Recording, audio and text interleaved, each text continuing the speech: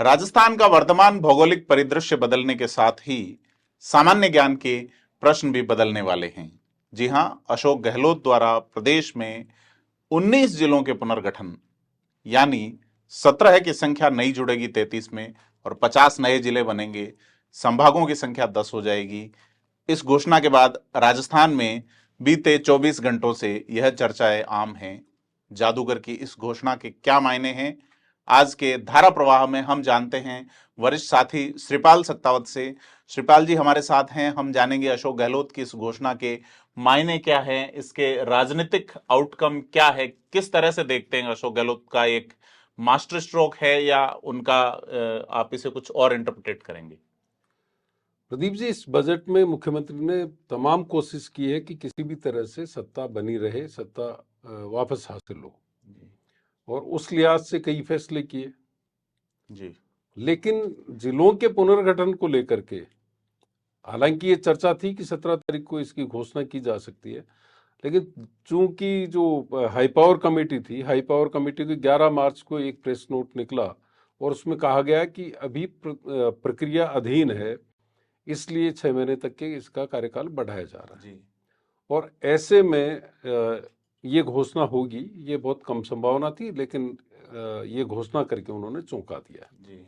आज अगर दो चीजें अगर आप नोट करेंगे, 11 मार्च का जो प्रेस नोट है डीपीआर ने जारी किया, उसमें कहा जाता है कि ये प्रक्रिया अधीन है और इसमें वक्त लगेगा। जी।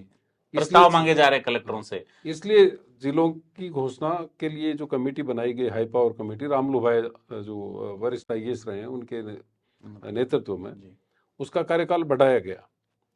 आज राजस्थान पत्रिका ने जो रिपोर्ट किया उसमें राम लुभाया का इंटरव्यू करते हैं राजस्थान पत्रिका के शैलेंद्र अग्रवाल। तो वो पूछते हैं कि आप बताइए जिलों के बारे में। जी। इसका मतलब उससे एक जो जहन में बात आती है कि क्या राम लुभाया जी को ये पता नहीं था कि जिलों की घोषणा होने वाली है जी। या उन्होंने जो रिपोर्ट दी है उस पर कोई ठीक, ये उसी तरह हुआ जैसा कि आनंद पाल के एनकाउंटर का गृह मंत्री को पता नहीं था। जी। और उसके बाद वो कहते हैं कि 10 मार्च को मैंने रिपोर्ट दे दी। जी। 10 मार्च को रिपोर्ट दे दी, जी। ना तो कोई प्रेस रिलीज जारी हुई। जी। आमतौर पे होता है कि इस तरह की कोई इंपॉर्टेंट रिपोर्ट दी जाती है तो मुख्यमंत्री के साथ एक फोटो सेशन भी होता है, ना इस तरह की कोई फोटो बाजार में आई। 11 तारीख को एक प्रेस नोट जारी हुआ। प्रेस नोट में ये कहा गया कि प्रक्रिया अधीन है जिलों की घोषणा। तो इससे ऐसा लगता है कि ये मास्टर स्ट्रोक जिसको कहा जा रहा है वो कहीं ऐसा तो नहीं कि हड़बड़ी में लिया गया है। उसके इम्पैक्ट क्या होंगे? जो पूर्व मुख्यमंत्री है वसुंधरा राजे सिंधिया, उनका एक बयान आया है कि आर्थिक तंत्र इससे चरमरा जाएगा राजस्थान का। जी। वो आर्थिक पहलुओं को राजकोषीय घाटे की ओर उन्होंने इशारा किया है, फिस्कल। साथ ही दूसरे भी जो लीडर्स हैं उन्होंने ये कहा है। लेकिन अगर दोनों चीजों को आप देखें, राजस्थान पत्रिका की खबर जिसमें वो राम लुभाया से इंटरव्यू करते हैं, राम लुभाया से बात करते हैं, और राम लुभाया जो विदेश में है जी, है ना, वो कहते हैं कि मैं अभी विदेश में हूं और आप बताइए जिलों के बारे में क्या हुआ है। जी। साथ ही वो कहते हैं 10 मार्च को रिपोर्ट दे दी गई।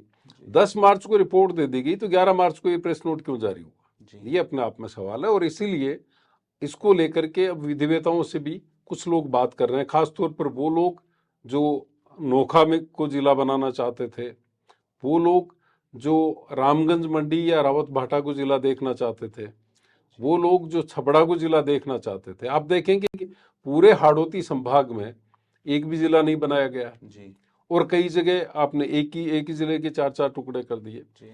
तो सवाल कई उठ रहे हैं, लेकिन इसका पॉलिटिकल माइलेज मुख्यमंत्री को मिल सकता है, कांग्रेस को मिल सकता है, खासतौर पर उस स्थिति में जब इस सरकार के जो एमएलए थे, पूर्व मंत्री थे, उनका गांवों में जनता के बीच जाना मुश्किल हो रहा था, विरोध ज्यादा था। तो एक बहाना भी उनके पास में है कि उसके बहाने से वो अपने स्वागत कराएं, लोगों के बीच में जा सकें, कह सकें कि उन्होंने ये जिला बनवा लिया है, और उसके आधार पर। लेकिन विरोध भी कई जगह हो रहे हैं। अगर आप रामगंज मंडी की बात करें, मदन दिलावर हैं, वो विरोध में आ गए हैं। तिजारा विधायक ने इस्तीफा हाड़ौती से लगातार है। तिजारा के जो विधायक है संदीप यादव, जो सरकार को बचाने के लिए आए थे जी, बीएसपी से कांग्रेस में, उन्होंने अपने पद से इस्तीफा दे दिया है। तो इस तरह के विरोध के स्वर भी उठ रहे हैं। लेकिन ओवरऑल अगर देखा जाए तो गहलोत ने गेम चेंजर की भूमिका में आने की कोशिश की है, और ये उसके साथ में उन्होंने कहा है कि रक्षाबंधन के वक्त से वो एक शुरू करेंगे, मोबाइल दिए जाएंगे महिलाओं को, बिजली में बड़ी रियायतें दी है, गैस सिलेंडर है उसमें 500 रुपए की रियायतें पहले ही दे दी, 500 रुपए में सिलेंडर दे रहे हैं, 500 रुपए में सिलेंडर दिया जाएगा। तो इतनी सब कुछ करने के बाद अचानक जिले की घोषणा करना ये जाहिर करता है कि जो फीडबैक सिस्टम होगा इनका सरकार का, उसमें कहीं ना कहीं उनको आशंका है कि वो रिपीट नहीं होने जा रहे, और इसीलिए शायद ये फैसला लिया। सर मैं 8 मार्च 2007 का जिक्र करता हूँ, वसुंधरा राजे का जन्मदिन था, बजट भाषण पढ़ रही थी वो अपने पहले कार्यकाल का, और उस बजट भाषण में वसुंधरा जी ये कहती हैं कि प्रदेश में कई जगह से जिले बनने की मांग उठ रही है, प्रदेश में अभी 32 जिले हैं, फिलहाल मैं एक 33वां जिला प्रतापगढ़ घोषित कर रही हूं। उसके बाद मार्च के बाद में 9 महीने बाद करीब जनवरी में कैबिनेट जिला के लिए नोटिफिकेशन निकालता है, और 26 जनवरी या 25 जनवरी को वहां पे पृथ्वीराज पहले कलेक्टर लगते हैं एज ए जिले, तो 9 महीने लग गए। इसके अलावा 7 जिलों की घोषणा 1 अगस्त को पश्चिम बंगाल की मुख्यमंत्री ममता बनर्जी ने की।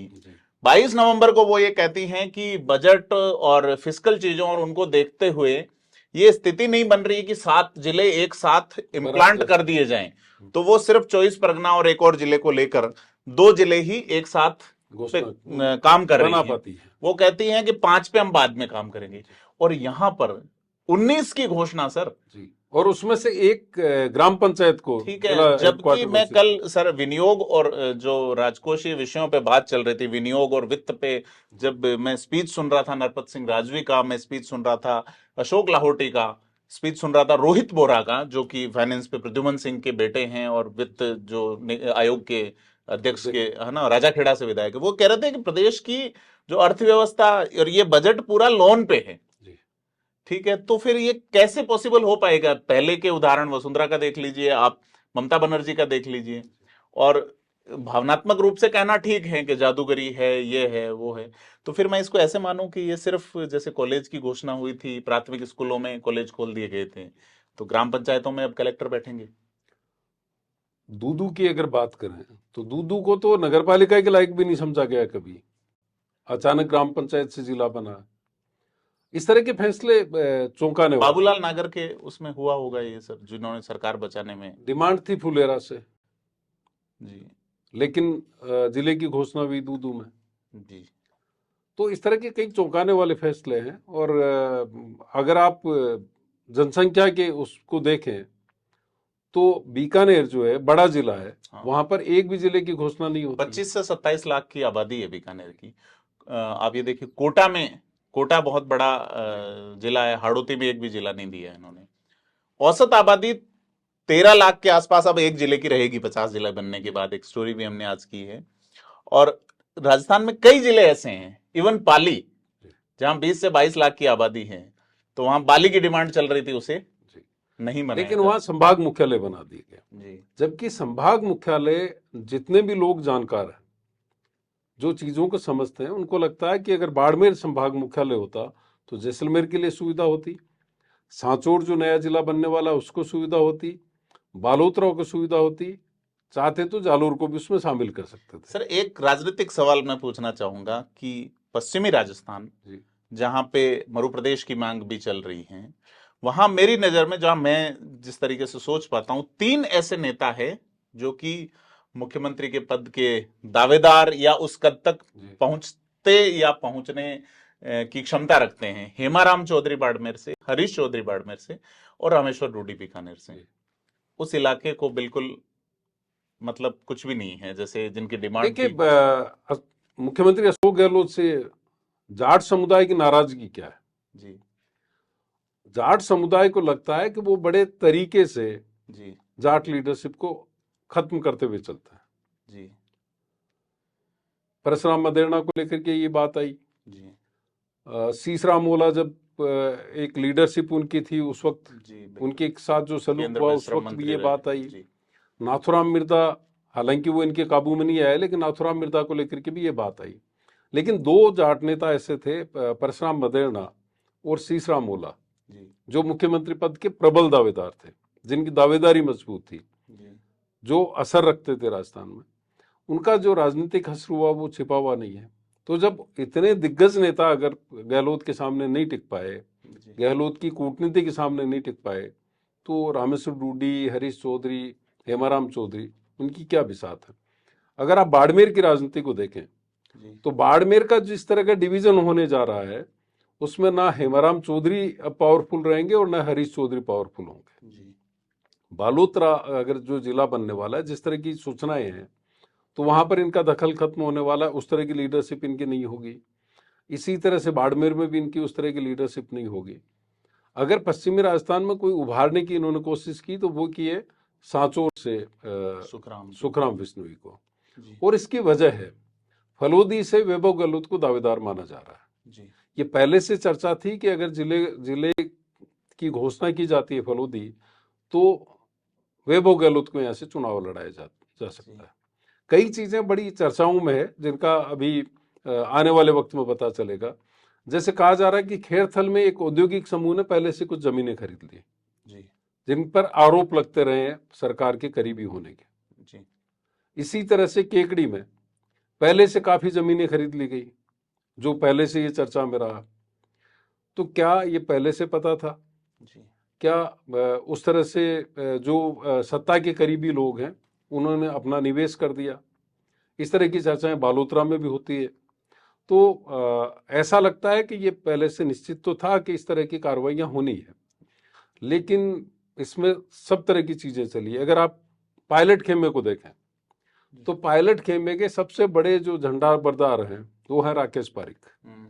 उनकी राजनीति पूरी तरह से इसमें ठंडी करने की कोशिश हुई है, वो नजर आती है। जी उसमें ये समझ में आता है कि जादूगरी किस तरह से हुई है। जी उसका एक हिस्सा केकड़ी जिले में चला जाएगा, एक हिस्सा ब्यावर जिले में चला जाएगा, जी एक हिस्सा अजमेर जिले में रहेगा। जी हाँ, वो एडमिनिस्ट्रेटिव मैनेजमेंट नहीं कर पाएगा अपने कार्यकर्ताओं के काम के लिए, चार अधिकारियों को चार अधिकारियों को, और दूसरा उनके पास जवाब नहीं होगा जी बिल्कुल कि वो क्या जवाब दे। वहां पे विरोध हो रहा है। जी इसी तरह से विराटनगर से इंदिराज गुजर को लीजिए आप। हाँ, पायलट खेमे के बड़े झंडा बरदार। कोटपुतली को जिला बनाने के साथ शाहपुरा की जो डिमांड है, जो शाहपुरा को जिला बनाने की बात, शाहपुरा जयपुर की जी, उसको जिला बनाने की मांग होती रही, विराटनगर को जिला बनाने की बात होती रही, उसको खारिज करके कोटपुतली और बहरोड को जिला बनाने की बात हुई है।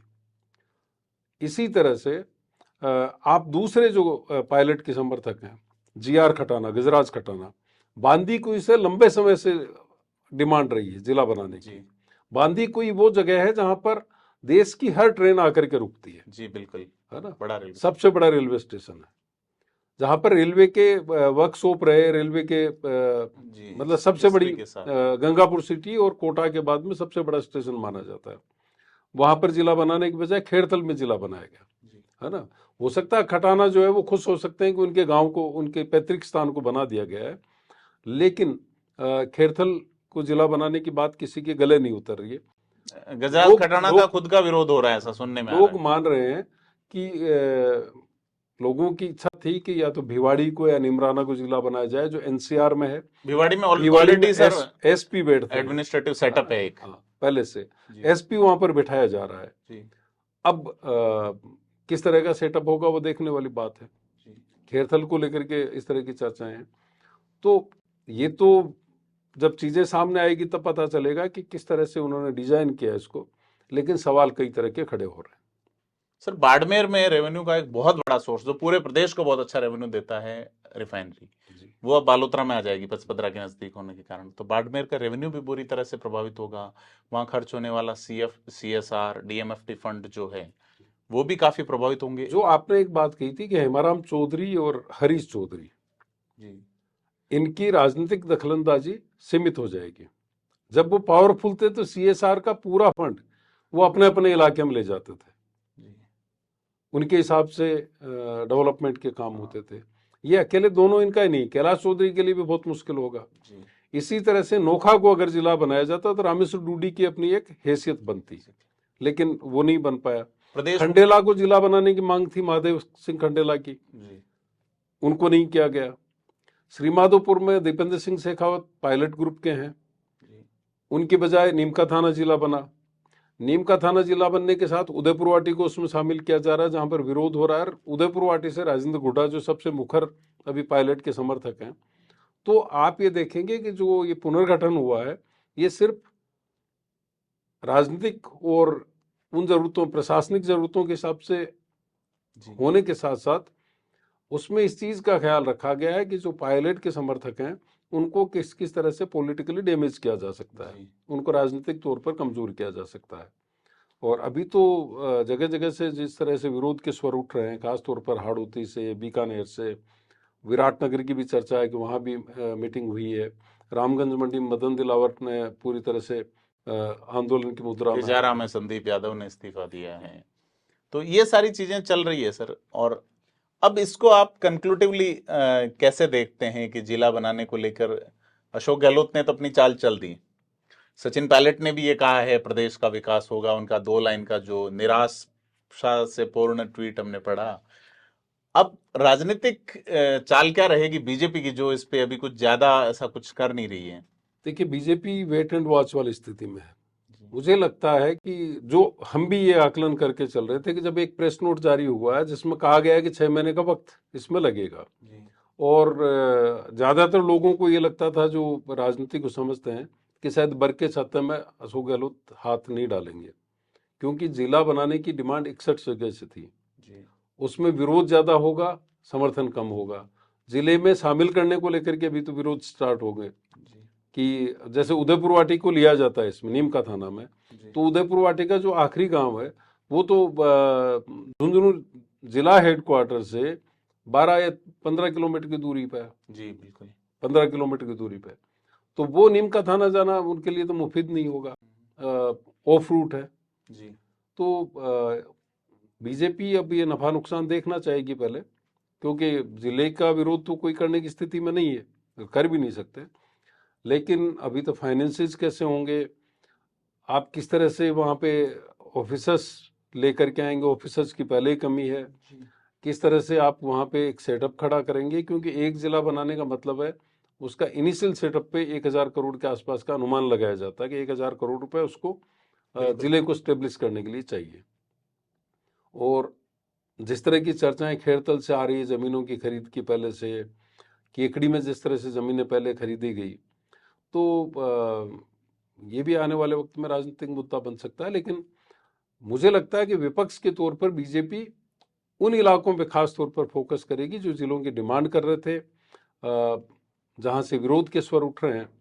तो लेकिन एक बात है कि गहलोत के जितने भी समर्थक हैं, देखिए रघु शर्मा जो है, रघु शर्मा ने सचिन पायलट को छोड़ करके गहलोत का साथ दिया। हालांकि उनको मंत्री से हटाया गया गुजरात का प्रभारी बनाने के बाद, तो उनकी नाराजगी थी, लेकिन उनको अब वापस मैनेज किया गया। इनाम इस चीज का उनको मिल गया है कि भाई आपने पायलट का खेमा छोड़ा था। ऐसे लोग जो जिनके लिए दिक्कत आ रही थी वहां पर राजनीतिक समीकरणों को साधने में, लोगों के बीच जाने में, उनके लिए अब लोगों के बीच जाना तो आसान होगा इस बहाने से। लेकिन क्या ये मुद्दा चुनाव में उस तरह से प्रभावी होगा, ये देखने वाली बात होगी। आप याद रखिए कि देश में सबसे ज्यादा डेवलपमेंट के लिए अगर कोई चर्चित 2 लोग रहे तो एक तो किसी जमाने में बंसीलाल थे हरियाणा में, चौधरी बंसीलाल, और उसके बाद में ये शीला दीक्षित दिल्ली से, और तीसरे मुख्यमंत्री थे चंद्रबाबू नायडू, जिन्होंने आंध्र प्रदेश का बिल्कुल कायाकल्प किया। उनका तीनों का आप राजनीतिक हस्त देखेंगे तो बंसीलाल चुनाव हार गए डेवलपमेंट के बावजूद। शीला दीक्षित 15 साल शासन किया, जिन्होंने ट्रैफिक लाइट से बिल्कुल फ्री कर दिया जी बिल्कुल दिल्ली को, इतने जगह जगह एलिवेटेड रोड दी, ब्रिज बनाए, मेट्रो शुरू की, कॉमनवेल्थ के वक्त में जबरदस्त डेवलपमेंट किया सर दिल्ली को। वो 0 पर आ गई कांग्रेस वहां पे। इसी तरह से चंद्रबाबू नायडू का आप हसर देखेंगे, जिस आंध्र प्रदेश को उन्होंने जिस तरह से डेवलप किया, वहां पे साइबराबाद उन्होंने डेवलप किया, उसके बाद अमरावती को जिस तरह से भव्य तरीके से राजधानी बनाने की तैयारी कर रहे थे, वो बिल्कुल वाइप आउट हो गए। तो चुनाव के वक्त क्या मुद्दा बनता है, किन मुद्दों से चुनाव होता है वो देखने वाला विषय होता है। फिलहाल आप ये देख सकते हैं कि कांग्रेस को इससे एक बेनिफिट मिला है, वो जनता के बीच जाकर के कुछ बोलने की स्थिति में आ गई है। और इस बीच जो जो फैसले हुए हैं, बिजली का मुद्दा हो, लुभावने जितने भी वादे हों, उनकी वजह से कांग्रेस एक उम्मीद कर रही है, खासतौर पर मुख्यमंत्री अशोक गहलोत, लेकिन वो कितना इम्पैक्ट डाल पाएगी ये देखने वाली बात होगी, क्योंकि राजस्थान में सत्ता के समीकरण सिर्फ डेवलपमेंट के इश्यू से तय नहीं होते। डेवलपमेंट एक बड़ा फैक्टर होता है, लेकिन जाति भी एक कारक होता है। उस वक्त राष्ट्रीय मुद्दे क्या है, लीडरशिप को लेकर के लोगों की क्या सोच है, क्योंकि अगर कांग्रेस ज़्यादा से ज़्यादा कैंडिडेट्स बदल सकती हो तब तो हो सकता है चीज़ें बदल जाए, जिस तरह से मध्य प्रदेश में दिग्विजय सिंह ने बदला था। लेकिन जो अभी मौजूदा जो लीडरशिप है, जो जनप्रतिनिधि है, उनको लेकर के जो नाराजगी है, वो नाराजगी क्या जिलों के गठन से, इस तरह के फैसलों से पूरी हो पाएगी, ये देखने वाली बात हो। तो ये आज का धारा प्रवाह था, जिसमें हम जिक्र कर रहे थे कि राजस्थान का भूगोल अब बदलने वाला है। अशोक गहलोत ने एक बड़ा फैसला लिया है, उसके बाद राजस्थान में 50 जिले और 3 संभाग होंगे। लेकिन ये जो घोषणा है, ये मुकम्मल कब हो पाएगी और कैसे हो पाएगी, बड़ा सवाल ये है। तो हमने कई सारे बिंदुओं पे इस कार्यक्रम में चर्चा की। थिंक 360 से जुड़े रहने के लिए सब्सक्राइब करें हमारे चैनल को, और वीडियो को अधिकाधिक लाइक, शेयर और सब्सक्राइब करें।